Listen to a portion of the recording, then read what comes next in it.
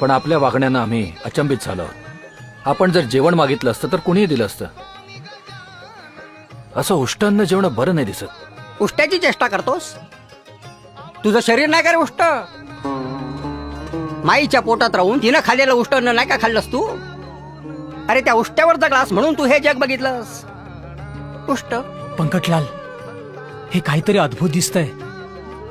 अंगाला दरदरून घाम फुटलाय. भर पावसात वीज कडकडावी तसा माझ्या अंगावर काटा उभा राहिलाय. होय पंत, मला हे सगळं विलक्षण वाटतंय.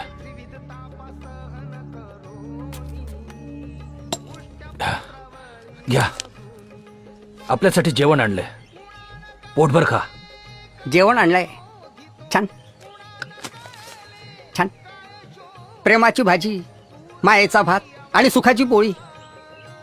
वेगळं करून कसं चालेल?